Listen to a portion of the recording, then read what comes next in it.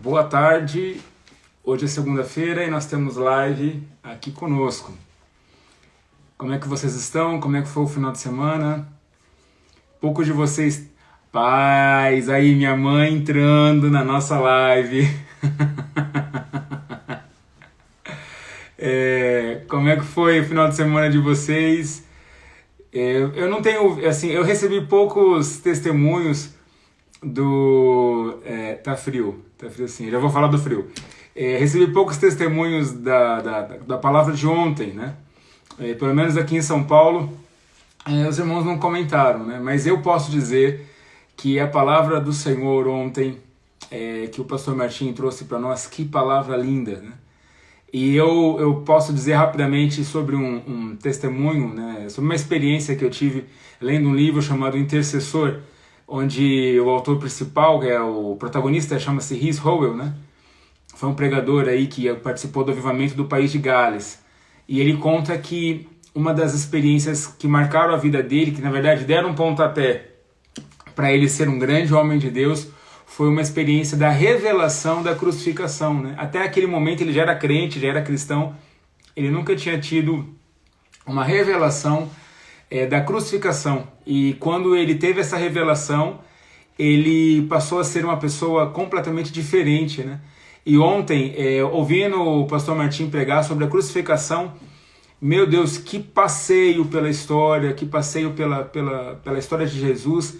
Algumas pessoas ali rapidamente comentaram entre os pastores sobre a grandeza dessa revelação, e realmente o que Rhys Howell falou tem razão, né? É verdadeiro.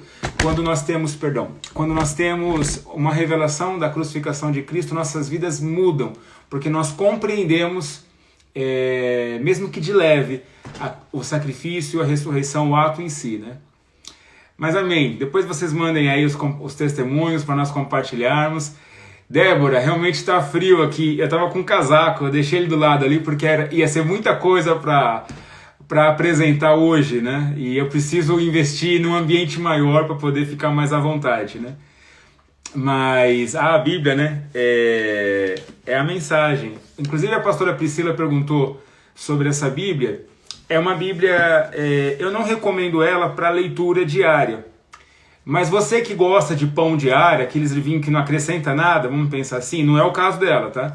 Mas tem uns livrozinhos aí que tem, cada dia você lê um versículo, aquilo ali para mim não acrescenta nada. Mas essa Bíblia aqui é o formato dele, só que em formato condensado. Então, às vezes você está lendo a palavra com essa Bíblia aqui e não entende o que está dizendo. Aí você vai para essa, e ela realmente explica de uma forma muito mais resumida, boa. Então, para acompanhar as duas leituras vale, né? Então você lê essa e lê essa junto, tá? Aí tá valendo. Agora só ler por essa eu não recomendo, tá? Ela é muito mastigadinha, mas é uma Bíblia excepcional para preparação de estudos, para uma compreensão melhor. Amém, glória a Deus, já fiz minha crítica.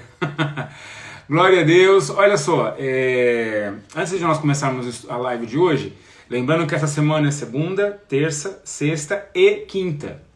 Então na quinta-feira à noite nós vamos ter um trabalho inédito aí, novo, vamos fazer um laboratório, são 4 pastores, 2 tempos aí de Instagram, que é 2 horas, então nós vamos falar sobre 2 horas, a igreja de Laodiceia versus a igreja de Filadélfia, né? Quais são as suas diferenças, né? E como se aplica no dia de hoje. E a novidade para esse formato é que nós vamos usar o formato que nós usamos no Jadol, tá? O que é o Jadol? É um encontro de jovens e adolescentes. Você vai poder mandar suas perguntas. Então, você que está vendo aqui no Instagram, você vai poder entrar no inbox, você já conhece a história da igreja de Laodiceia, você vai poder tirar suas dúvidas, tá? E isso, na igreja de São Paulo, Instagram de São Paulo. Então vamos estar eu, o pastor Márcio, o pastor Guilherme, o pastor Sérgio, Antônio, né, respectivas igrejas aí, Curitiba, São Paulo, Curitiba, Rio de Janeiro e Belo Horizonte, e nós vamos estar falando de uma forma bastante ampla sobre estas igrejas, tá?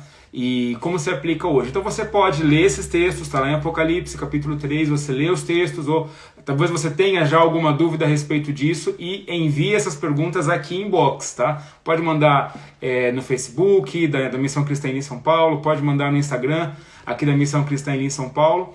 Nós vamos começar às 8 horas da noite, aí vão ser das 8 às 10. Então vão ser 2 intervalos, Vai ter 1 hora, vamos falar um pouco, vamos ter um intervalo aí de respira e voltamos novamente, então vai ser bem bacana.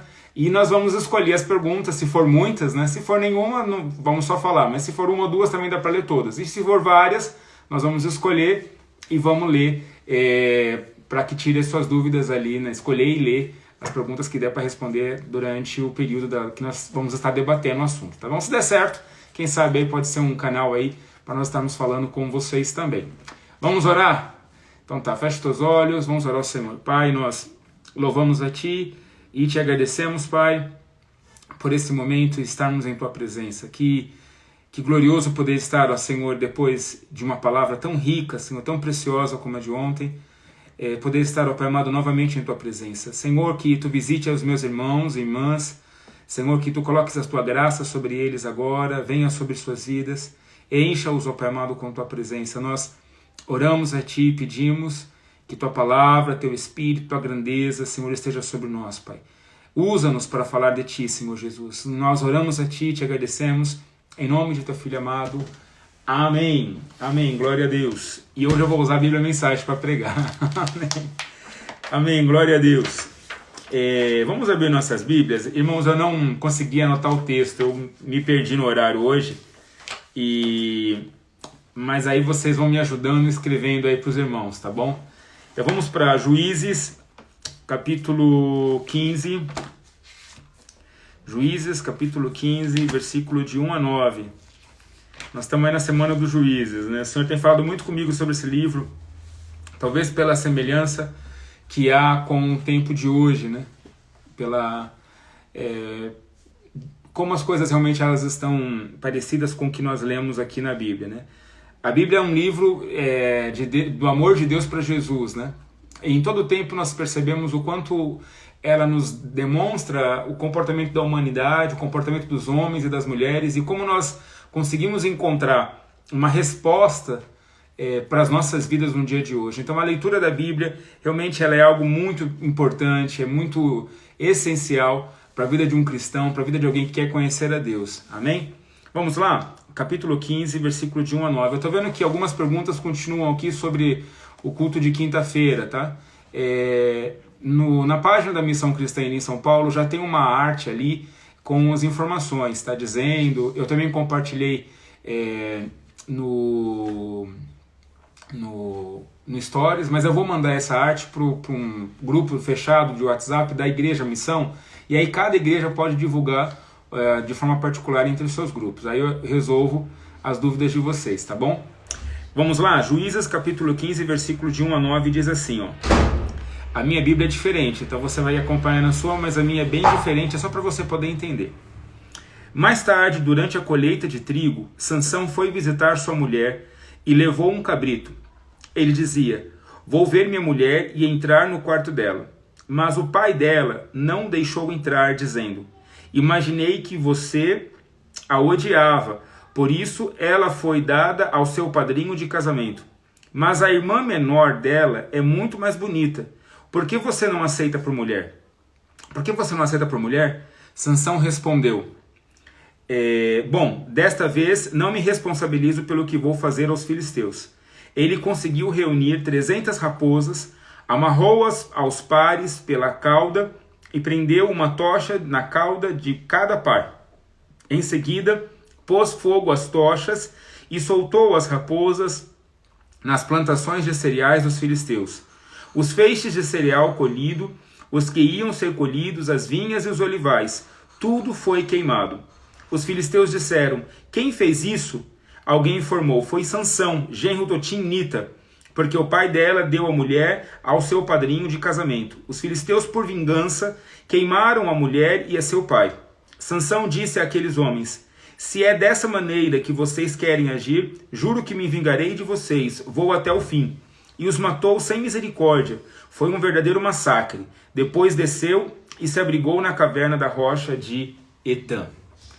Esse texto é muito conhecido, é logo no início do momento onde o juiz Sansão ele é levantado para ser um juiz e também para tirar do meio de Israel essa liberdade que os filisteus tinham, esse protagonismo, essa liderança, autoridade que os filisteus tinham sobre o povo de Israel, né?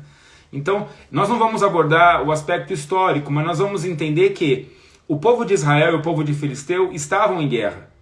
Eles viviam uma aparente trégua, onde as barreiras, onde os limites, as cercanias entre os dois países tinham sido rompidas e eles podiam ter livre acesso, mas isso não quer dizer que eles tinham independência, né? Que Israel estava independente, muito pelo contrário.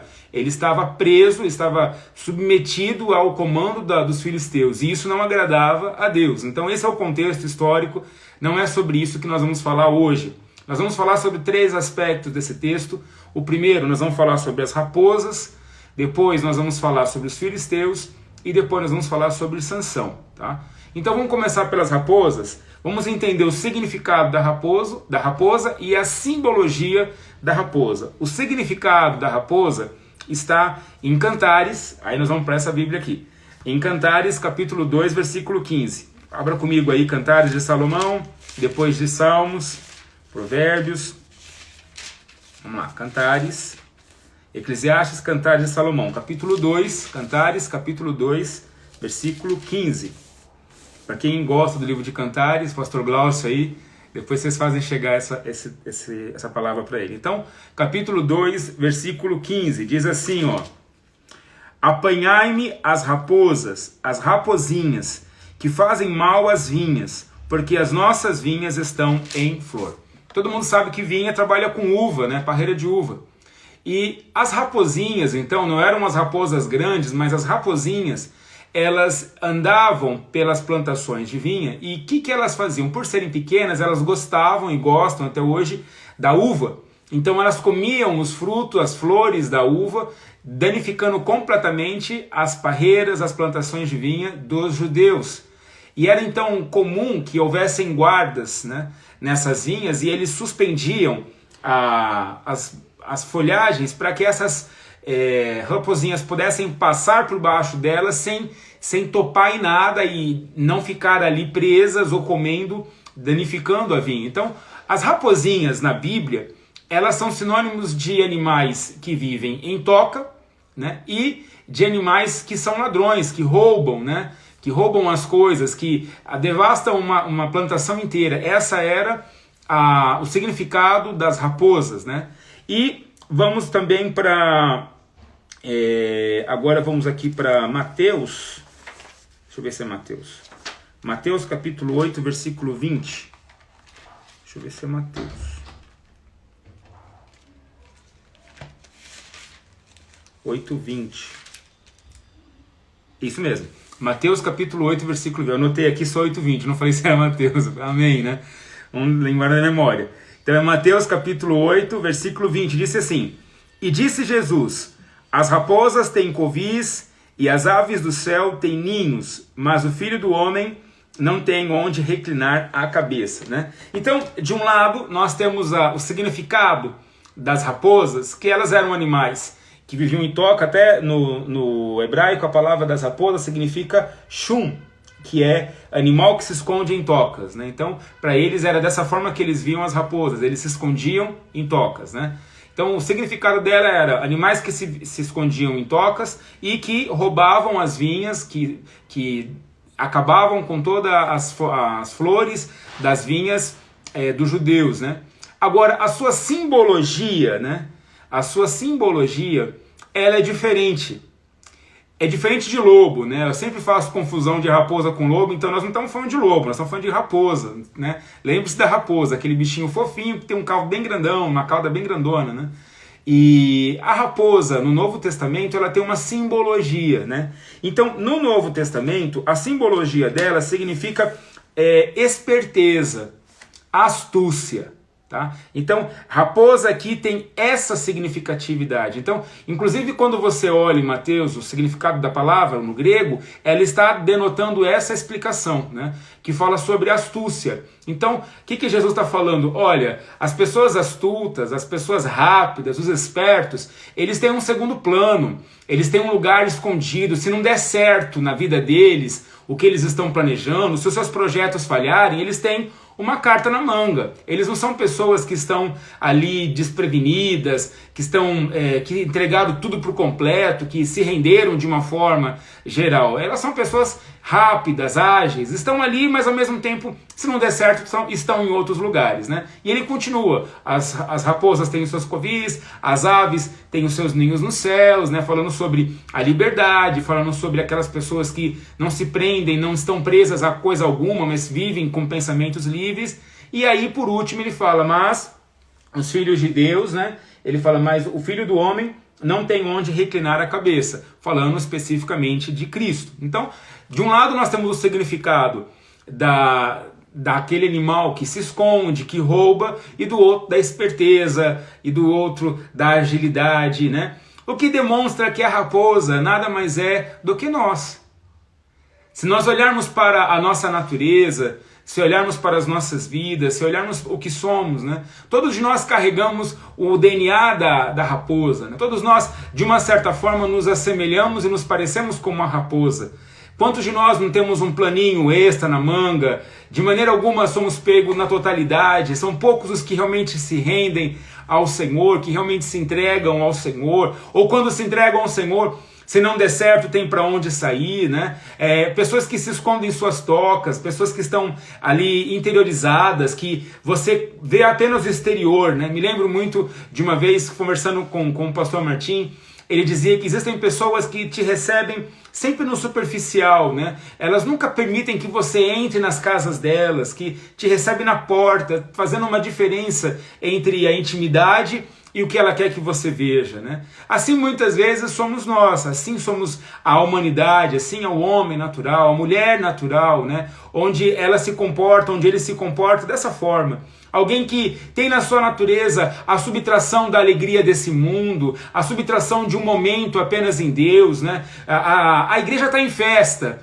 Eu mesmo a primeira vez que eu fui na igreja foi porque tinha uma festa, né? Então eu vou ali e subtraio aquele momento, mas aquilo não faz parte da minha vida, né? Eu vou ali, arranco um pedaço daquela circunstância, daquele grupo, daquelas pessoas, mas eu particularmente não vivo na minha totalidade, meu coração não está ali. Então, em algum momento somos raposas. Em algum momento nós estamos vivendo de forma isolada, como um grupo, né? Nos parecendo com o astuto, com o esperto, que sempre tem uma vantagem, que sempre está usufruindo, ganhando algo, né? Nos fazemos de bom para ganharmos algum elogio, nos fazemos de companheiro para termos alguma vantagem. Assim é a humanidade, assim é o homem, assim muitas vezes nós somos encontrados. Falamos da raposa, vamos para Filisteus agora, né?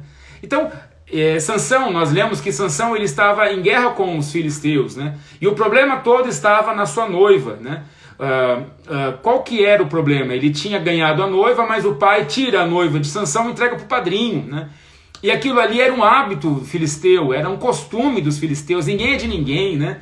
E isso incomoda e irrita a Sansão. E ele luta, né? Ele se invoca com os filisteus, ele é um instrumento de Deus para realmente subjugar aquele povo, e num primeiro momento ele acaba com as plantações, depois ele mata todos eles. Mas os filisteus, eu fui fazer uma pesquisa sobre o povo, e é importante entender isso para o estudo de hoje, tá? Os filisteus, eles são descendentes de Cão. A primeira vez que se fala de filisteus está em Gênesis 10:14. Eu não vou ler, mas você anota aí, Gênesis 10:14, tá? Então, eles são descendentes de Cão, e esse povo filisteu é um povo muito antigo. Olha, nós estamos falando de Noé, tá? Ele é um povo que o tempo todo ele se colocou como um adversário do povo de Israel, né? Quando o povo de Israel chega em Canaã, os filisteus já estavam. E o povo de Israel teve que contornar para não confrontar diretamente com eles. Mas no livro de Juízes em especial, nós percebemos o quanto os filisteus eles são instrumentos para a disciplina e castigo do povo de Israel, e como também eles são uma pedra no sapato deles. Então o tempo todo há um confronto, há um conflito, né? E o que tem de errado então nos filisteus, né? Primeiro, que os filisteus eles não tinham deuses, tá? Eles não tinham um deus formado. Os seus deuses, eles eram deuses dos povos que eles capturavam e viviam. Se eles estivessem em São Paulo, talvez o Deus de São Paulo seria o Deus deles. Se eles estivessem no Rio de Janeiro, seria o Deus do Rio de Janeiro. Aonde eles iam absorvendo a cultura daqueles povos, o que transformava eles um povo muito voltado à imoralidade, aos costumes pagãos daquela época. Eles tinham completamente aversão à representatividade de Deus, a forma como o povo de Israel era formado, a forma como eles estavam. Eles eram inimigos naturais do povo de Israel. E os filisteus, eles tinham não apenas isso, eles tinham o prazer de oprimir ao povo de Deus, né? Prova disso é que no momento onde Sansão é apresentado, as muralhas, né, os muros, as defesas de Israel haviam caído e havia livre acesso entre os dois povos, mas não tinha independência. O povo de Israel não tinha autoridade, autonomia diante dos filisteus. Eles eram um povo duro, era um povo hostil, era um povo que maltratava o povo de Israel. Assim eram os filisteus, né?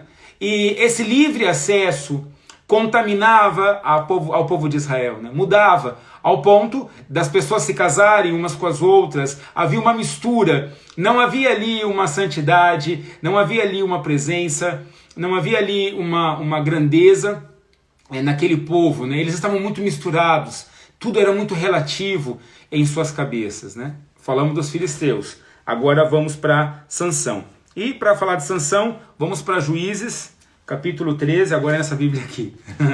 Juízes, capítulo 13, versículo de 1 a 5. Espera aí que nós vamos falar dos três juntos agora, tá? Isso é só para vocês entenderem um pouquinho do que nós vamos falar hoje. Então, Juízes 13, de 1 a 5, diz assim: E os filhos de Israel tornaram a fazer o que parecia mal aos olhos do Senhor, né? O ruim de falar sobre juízes é a quantidade de vezes que nós vamos ler um versículo igual a esse, mas vamos lá. E o Senhor os entregou na mão dos filisteus por 40 anos. E havia um homem de Zorá, da tribo de Dan, cujo nome era Manoá, e sua mulher estéril, e não tinha filhos. E o anjo do Senhor apareceu a esta mulher e disse-lhe: Eis que agora és estéril, e nunca tens concebido, porém conceberás e terás um filho.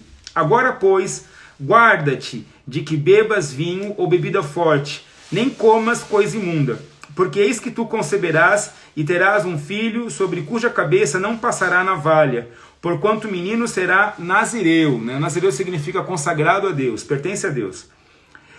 Nazireu de Deus, desde o ventre, e ele começará a livrar a Israel da mão dos filisteus. Sansão, ele é um tipo de Cristo. Ele é a representação do que Cristo significa para nós. Cristo, ele é de Deus, ele é o Filho de Deus. E assim Sansão também era um homem que devia estar consagrado, ele pertencia ao Senhor. E o propósito de Sansão era livrar o povo de Israel das mãos dos filisteus, assim como o propósito de Cristo nas nossas vidas é nos livrar do império do pecado, da morte, desse mundo que nos afasta e nos distancia de Deus. Então nós vemos que na história de Sansão, nós temos os três elementos. Nós temos as raposas, nós temos o povo filisteu e nós temos a Sansão. E os três somados somam uma história, né? Soma uma palavra de Deus para a sua vida, soma uma palavra de Deus para esse momento. Que quer dizer, na verdade, que a estratégia de Deus ela nunca mudou. O plano de Deus, ele nunca atrasou, ele nunca deixou de ser cumprido, né? Da mesma forma que no Velho Testamento havia um propósito de Deus para que estas coisas acontecessem e foram sendo trabalhadas e foram acontecendo, hoje nós vemos também um propósito e um plano de Deus para este tempo. E o plano de Deus é Jesus. O plano de Deus é salvar as vidas, é encontrar os perdidos, é saquear o inferno, é transformar as pessoas, transformar seus corações, tirar-o de pedra, colocar-o de carne, o Espírito Santo ser derramado sobre estas vidas, é trazer esperança àqueles que se encontram tomados pelas trevas. Você percebe que o plano de salvação de Deus, ele não está retardado, ele não está atrasado. Então, assim como Deus levantou a Sansão, hoje Deus colocou o Cristo vivo, ressurreto, a esperança daqueles que não têm esperança, a luz para aqueles que estão na escuridão. As trevas não resistem à luz de Cristo. Então, nós vemos aí como Jesus, ele é o plano, nós vemos aí como Jesus, ele é a resposta para esse tempo, né? E para onde é o plano de Deus? Aonde o plano de Deus está voltado? O plano de Deus está voltado para aquilo que era a grande Filisteia, aquele que era o grande povo filisteu. Se nós olharmos ao redor de nossas vidas, né, quantas pessoas estão aí jogadas nesse mundo? O Timóteo fala, né, nos últimos tempos, o espírito do homem seria um espírito de um homem ganancioso, de um homem cheio de si mesmo, de um homem tomado de sua vaidade, irreconciliável, sem afeição, mais amigo dos deleites do que amigos de Deus. Nós percebemos o quanto o homem está tomado de um sistema corrupto. Eu não quero jogar a culpa no sistema ou no governo, mas nós estamos diante de um mundo onde as regras funcionam assim. Onde as pessoas elas são lançadas a viverem segundo as suas vitrines, as vitrines das lojas, as vitrines dessa internet, a vitrine de todas as coisas que nos rodeiam. E de repente, todos nós estamos inseridos nesse contexto, todos nós estamos colocados diante dessa plantação, desse povo, e as divisas entre o que seria santo, e as divisas, os muros onde deveria haver uma santidade e uma não santidade estão rompidos. Então, nas casas, nos lares, nas famílias, nós não temos mais temor da palavra de Deus, né? Nos lares, nós não temos mais os filhos rendidos ao Senhor, nós não temos mais os maridos exaltando o nome do Senhor, as mulheres não são mais sábias, nós temos uma total inversão dos valores em todos os ambientes onde vivemos. No trabalho, os mais espertos sobrevivem, na escola, os que colam, que passam de ano, nas nossas relações, nós simplesmente nos tornamos pessoas vis e pessoas amorais e assim por diante. É o sistema onde nós estamos. De repente, estamos na nossa casa e um filho canta ou faz uma referência a algo feio, que não tenha nenhum valor, que não agrega, e achamos aquilo natural, né? Como um dia, falando com um professor de linguística, ele dizia que o mais importante é que nós nos comuniquemos, achamos que todas as coisas são entendidas desde que se fala de qualquer forma. O fato é que nós estamos contidos, inseridos nesse sistema. O plano de Deus, ele é para esse momento, para essa hora. Mas quem o Senhor vai usar? Quem o Senhor vai colocar como um instrumento? E Deus quer usar alguém. Ele poderia descer e fazer, mas Ele quer nos usar. Ele quer usar a minha vida, a sua vida, como instrumentos para essa hora. Então, a estratégia de Sansão, ela não caiu de moda. A estratégia de Sansão só mudou os personagens. Hoje não são mais as raposinhas que são utilizadas para ser o instrumento na mão de Jesus, mas somos nós. Entenda que todos nós passamos por um processo de raposa, né? Como diz lá em Coríntios, deixa eu ver se eu anotei o texto aqui, 2 Coríntios 5,17, diz assim, deixa eu achar aqui, vai para não falar de mim mesmo. 2 Coríntios 5,17, assim que se alguém está em Cristo, nova criatura é. As coisas velhas já passaram, eis que tudo se fez novo. Nós fomos raposas um dia. Nós somos pessoas astutas, nós somos pessoas espertas, pessoas que tinham cartas na manga, mas a partir do momento que encontramos a Cristo Jesus, nós passamos a ser ovelhas, passamos a ser cordeiros, o Senhor nos transformou, mudou o nosso passado, mudou o que éramos, mudou a nossa concepção, a nossa mente. Não temos mais prazer em ser como éramos, não temos mais prazer em fazer as coisas que naturalmente faríamos. Não seremos mais ladrões de alegrias, de momentos, não seremos mais pessoas que furtam apenas momentos ou vivem momentos, mas viveremos para a glória de Deus, viveremos em todo o tempo para o Senhor, viveremos em todo o tempo com o Senhor. Então, olha que interessante, Sansão ele pega essas raposas e coloca elas em dupla, e coloca uma tocha de fogo sobre essas raposas, e diz para elas, vai, né? E elas então atravessam toda a plantação do povo filisteu e queima completamente seu trigo, sua oliveira, todas as suas plantações são queimadas por aquelas raposas, né? O fogo na Bíblia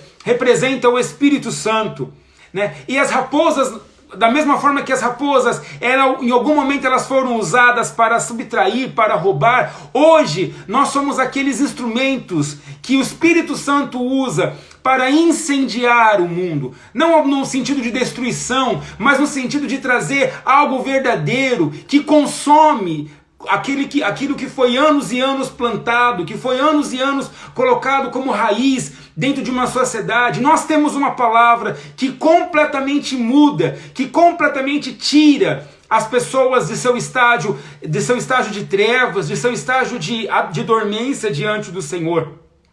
Em outras palavras, o Senhor Jesus tem procurado essas raposas.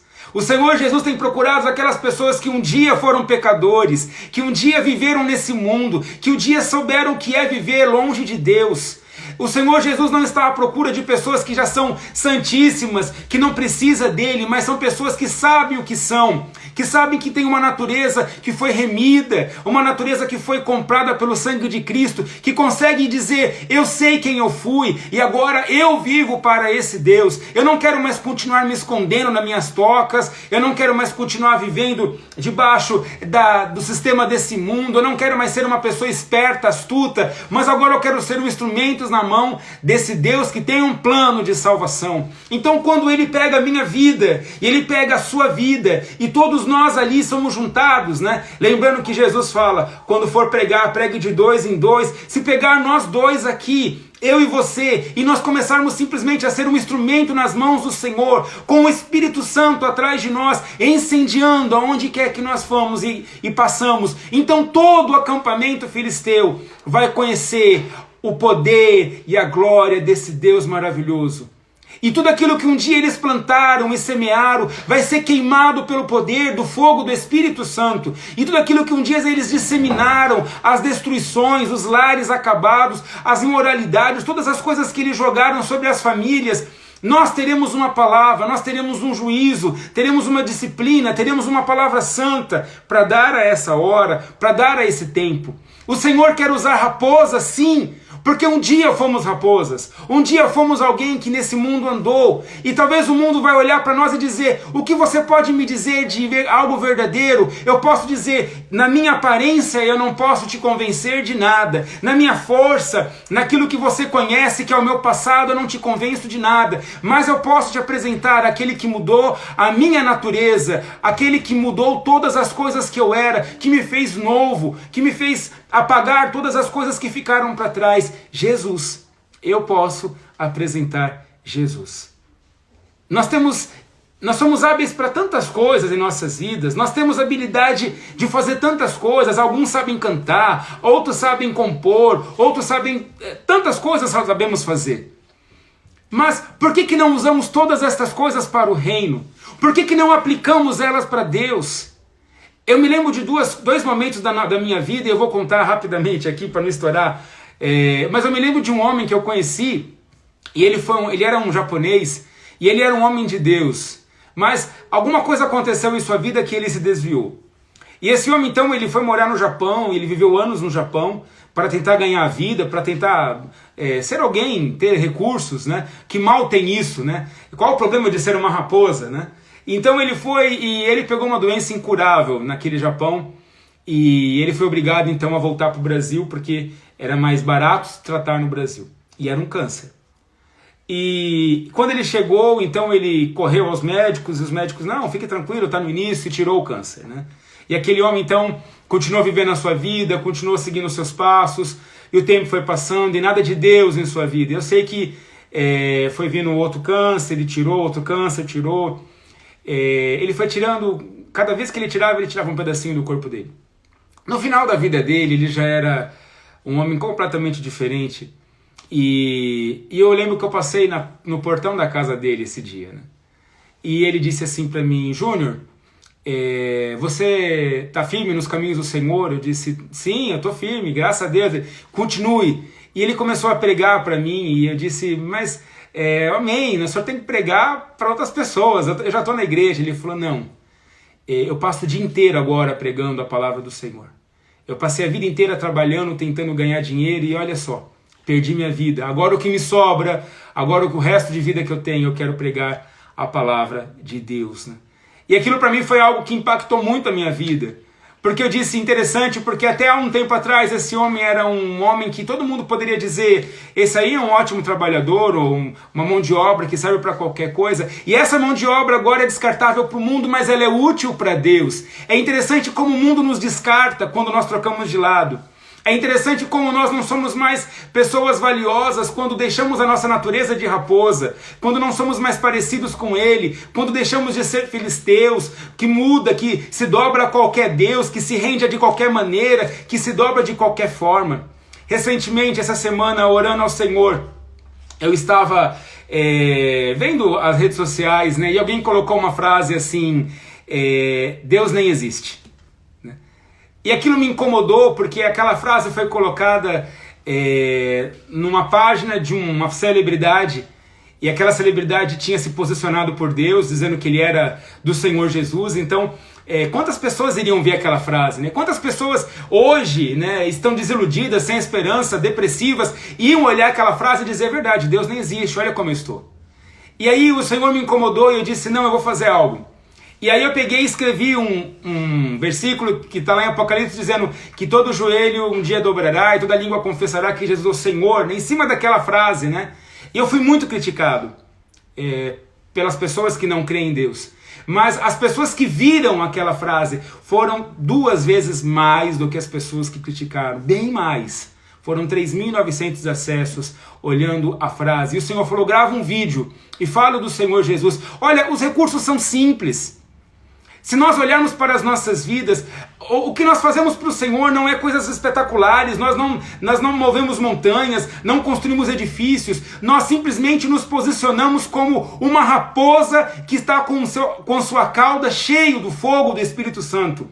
Então, se o Senhor tem te dado alguma inspiração, alguma estratégia, é porque Ele também quer te usar junto nessa hora. Ele também quer que você seja um instrumento. E olha, aquela frase pode não ter significado muita coisa, mas o Senhor me disse, 3.900 pessoas viram que eu existo, que eu não sou de mentira, que eu sou real. E o Senhor quer usar a minha vida e a sua como uma raposa. Ou alguém que um dia foi uma raposinha, alguém que um dia foi nessa natureza, mas hoje nós somos servos do Senhor. Nós somos instrumentos do Senhor. Nós somos mãos e pés dessa palavra gloriosa, dessa palavra de salvação. Então, deixe ser usado pelo Senhor. Deixe o Senhor usar a tua vida.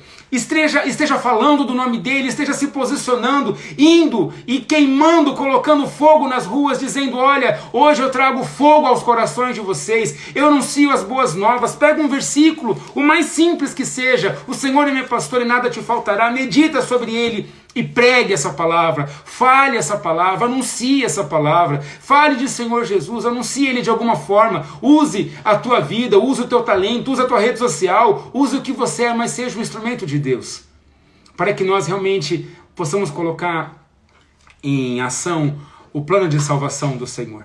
Deus, ele quer usar as nossas vidas.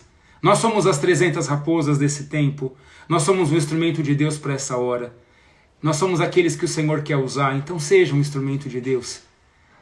Não seja uma raposa apenas. Não seja alguém que se esconde em sua toca, alguém que faz a sua vida, que vive a sua vida. E um dia você vai servir ao Senhor. Eu gostaria de falar mais, eu gostaria de falar um pouco mais, mas a questão toda é essa. Nós somos as raposinhas. Nós somos aquilo que o mundo jamais poderia imaginar. Você! Não, você era... Não, sou eu. E é óbvio que você vai receber muitos nãos. É óbvio que as pessoas vão rir.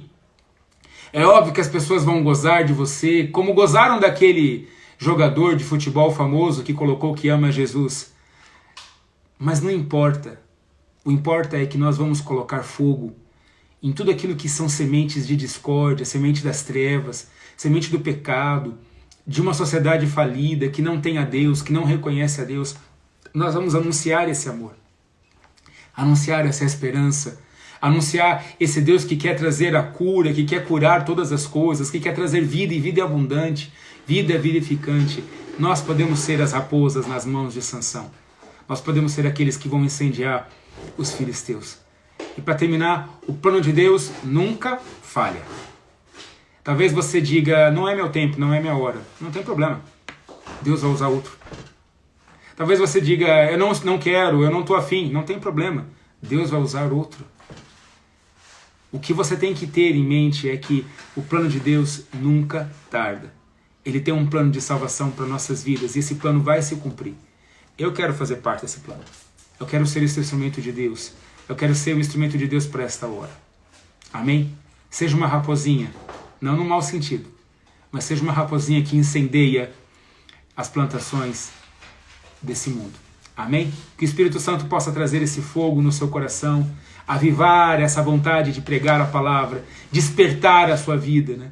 Eu fico imaginando vocês aí o dia inteiro sem fazer nada, ou tentando fazer alguma coisa para ocupar, enquanto você poderia estar ligando para o teu amigo, mandando uma mensagem, fazendo um vídeo, mandando uma frase, dizendo qualquer coisa, evangelizando, dizendo, olha, o Senhor Jesus, Ele te ama, Ele está à tua procura, Ele te espera, Ele é real, eu sinto Ele, eu sinto a presença dEle, né? Conversei agora com a minha irmã, a Neila, de uma experiência que eu tive, estou terminando mesmo, irmãos, estou gostando de falar.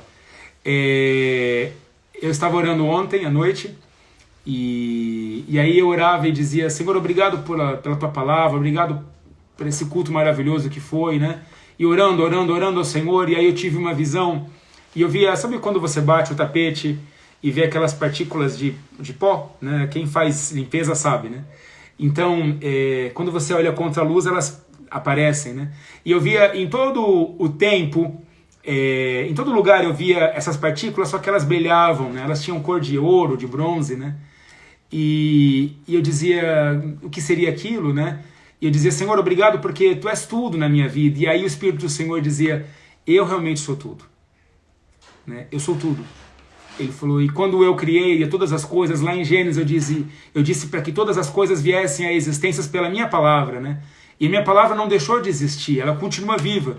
Então quando você respira, quando você sente o cheiro da flor, quando você sente o calor do sol, quando você sente o frio do vento, todas estas coisas foram criadas pela minha palavra. Por isso que tudo está brilhando, porque em todo lugar que você olha, a minha presença está. E é isso que eu quero dizer para vocês nessa tarde. Nós estamos rodeados da presença de Deus. Nós podemos sentir o Espírito do Senhor. Se você fechar os teus olhos agora e dizer, visita-me, o Senhor vai te visitar. E se você dizer para Ele, usa-me, o Senhor vai te usar, e Ele quer te usar. É isso que é o mais legal de tudo. Então você pode ser essa raposa. Você pode ser essa nova criatura transformado no poder do Senhor agora como um instrumento, não mais como uma habilidade desse mundo, não mais com a natureza desse mundo, mas um instrumento nas mãos do Senhor. E você pode, sim, de 2 em 2, fazer a palavra do Senhor, levar a palavra do Senhor a todos os cantos, e nós vamos queimar tudo o que não é do Senhor, nós vamos tirar por completo, tudo aquilo que foi plantado e semeado nessa vida, né? E o Espírito do Senhor vai te usar. Amém? Que haja grandes colheitas para o Senhor. Esse é o propósito.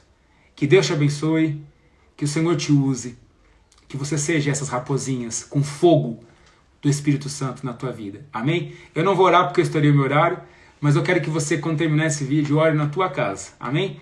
Daqui a pouco nós vamos começar uma live com as crianças. A pastora Maristela tem feito um trabalho muito bonito, né? E já que eu tenho um minutinho aí, eu queria falar sobre esse trabalho. Nós trabalhamos com crianças há muitos anos. Assim, eu nem sei quantos anos eu trabalho com criança. Mas muitas pessoas hoje que são adultos passaram pela nossa mão como crianças de escola dominical, escola bíblica, né? São obreiros, né? E eu queria dizer para você que hoje nós temos feito esse trabalho, mas poucos irmãos de São Paulo têm deixado seus filhos assistirem, né? Seja porque as crianças estão estudando, mas os vídeos ficam gravados, né? Eu queria dizer para vocês o seguinte, olha que coisa linda. As ovelhas não estão assistindo, mas os filhos dos pastores estão. E nós temos tido a honra de dar aula para os filhos dos pastores, né? Enquanto os pastores estão trabalhando, cuidando das ovelhas, mandando palavras, nós estamos cuidando dos filhos deles. Estamos cuidando dos filhos da nossa obreira lá na Alasca, a Neila, do pessoal de Campo Largo, do pastor Wesley, da Leila, perdão, irmãos. Estamos cuidando dos filhos do pastor Sérgio em Belo Horizonte. Estamos cuidando da minha sobrinha Gabriela, da minha filha. Quem mais, Maristela, de pastor? Estamos cuidando também, já falei da Neila, Olha, nós temos cuidado de muitas crianças, muitos pastores têm deixado esse trabalho lindo, da Jéssica, da Sueli, temos cuidado também, temos tido esse trabalho lindo de poder cuidar das crianças. Então, se você tem criança em casa, se você conhece alguma criança, conversa com os pais, manda mensagem para ele, leva o celular para falar, só deixa ele assistir, né? O Senhor tem nos dado essa função de trabalhar nos futuros obreiros, né? Mas olha que lindo, que honra, né? Mas também queremos trabalhar com seus filhos, amém? Então, toda segunda, quarta e sexta, às 4 horas da tarde, nós temos um trabalho muito bonito com as crianças, ao vivo, tá? E você pode estar colocando eles para aprender. Eu devo ter esquecido de alguma criança, que eu sempre esqueço, mas vocês que têm deixado seus filhos participar, sabem que eles têm participado e espero que tenha sido uma bênção. Então, vejo vocês amanhã, até às 15 horas. Fica com Deus, a paz.